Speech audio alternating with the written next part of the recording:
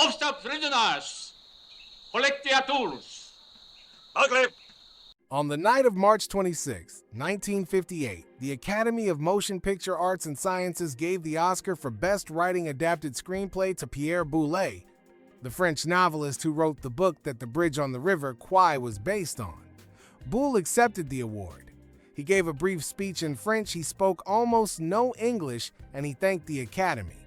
The audience applauded. And somewhere in that audience, or watching from home, were the two men who had actually written the screenplay. Their names were Foreman and Michael Wilson. They had spent the better part of 2 years writing the script that the Academy had just honored. Their names were not on it. The Hollywood blacklist had made sure of that. Wilson would die in 1978. Foreman would die in 1984. Neither man received the Oscar in his lifetime. The Academy did not correct the record until 1996. This is the story of the two writers Hollywood erased from one of the greatest films ever made. Number 1. What the film is and why it matters. The Bridge on the River Kwai is a British war film released in 1957, directed by David Lean, and based on the 1954 novel of the same name by Pierre Boulle. It tells the story of British prisoners of war in a Japanese camp in Burma during the Second World War, forced by their captors to build a railway bridge over the River Kwai. The film is built on a central tension between two men. Colonel Nicholson, played by Alec Guinness, a British officer who becomes obsessed with building the bridge perfectly as a matter of military pride, and Colonel Saito, the Japanese commandant, played by Sesue Hayakawa, who needs the bridge completed on time. The film won 7 Academy Awards, including Best Picture, Best Director for Lean, and Best Actor for Guinness. Malcolm Arnold won for Best Score. It remains one of the highest regarded war films in cinema history.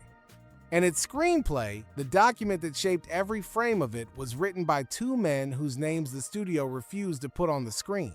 Number 2. The novel and Pierre Boulle. The Bridge on the River Kwai began as a novel. Pierre Boulle published it in French in 1952 under the title Le Pont de la Rivière Kwai. Boulle was a French engineer and novelist who had served in the Second World War in the Far East and drew on that experience for the book. The novel was a critical and commercial success, translated into English, and came to the attention of the producer Sam Spiegel, the same producer who would later make Lawrence of Arabia with David Lean. Spiegel bought the rights and hired Lean to direct. The film would be a British-American co-production, and it would need a screenplay. That screenplay was not going to be written by Pierre Boulle. Boulle wrote in French, had limited English, and had no film writing experience. The job of turning the novel into a workable script fell to someone else entirely, someone whose name, when the film was finished, would not appear anywhere on it. Number 3. Foreman, the writer already under threat. The first writer hired to adapt the novel was Foreman, a British-American screenwriter with a strong track record in Hollywood. Foreman had written the screenplay for High Noon, the 1952 Western that had become one of the most celebrated American films of the decade. But by the time he began work on Kwai, Foreman was already in serious trouble with the House Un-American Activities Committee. HUAC, the congressional body that had been investigating alleged communist influence in Hollywood since the late 1940s, had called Foreman to testify. He had appeared before the committee. He had refused to name names. That refusal placed him in immediate danger of being blacklisted, formally or informally banned from working in Hollywood under his own name. Foreman began work on the Kwai screenplay under these conditions, writing one of the most ambitious British war films ever attempted while the American film industry was preparing to make him disappear. Number 4. Foreman is named. He has to leave. Foreman was formally placed on the Hollywood blacklist before the Kwai screenplay was finished. The practical consequence was immediate. He could no longer work in America under his own name. He relocated to Britain, where the blacklist had less legal force, though its social and professional effects still reached across the Atlantic. He continued working on the Kwai screenplay from London, but his position on the production became increasingly untenable. Sam Spiegel, under pressure from the American side of the co-production, pushed for Foreman's removal. David Lean, by most accounts, was also uncomfortable with Foreman's continued involvement, though the precise nature of Lean's role in the decision has been disputed by various parties over the years. What is not disputed is the outcome. Foreman was effectively pushed off the production before the screenplay was complete. His work on the film was substantial. His credit was not. Number 5. Michael Wilson steps in. Also blacklisted? With Foreman off the production, Spiegel brought in a second writer to complete the screenplay, Michael Wilson. Wilson was an Oscar-winning screenwriter. He had won for A Place in the Sun in 1952, a film he adapted from Theodore Dreiser's An American Tragedy. He was also, like Foreman, on the Hollywood blacklist. Wilson had appeared before HUAC in 1951, invoked the Fifth Amendment, and refused to cooperate. His Oscar for A Place in the Sun had already been stripped from public acknowledgement.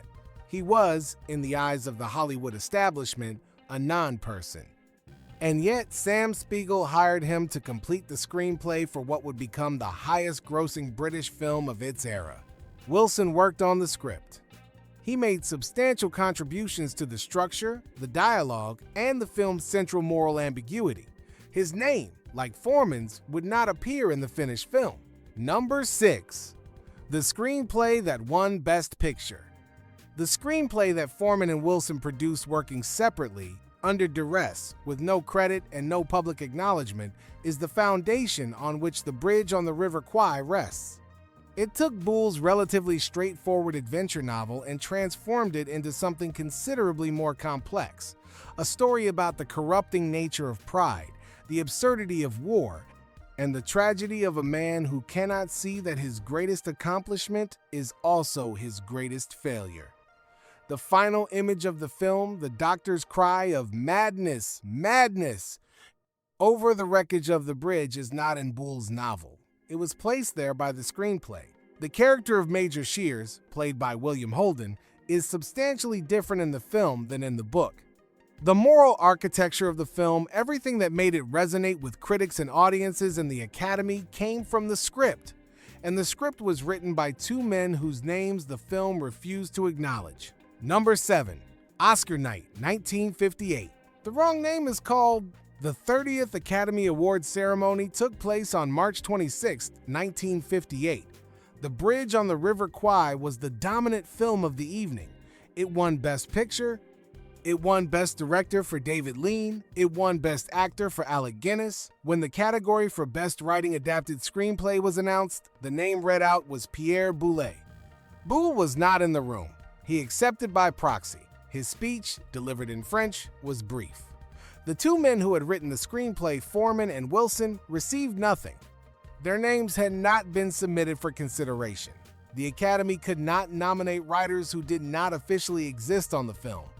The rules of the blacklist era meant that acknowledging Foreman and Wilson's contribution would have been, for the studio and the producers, a politically dangerous act.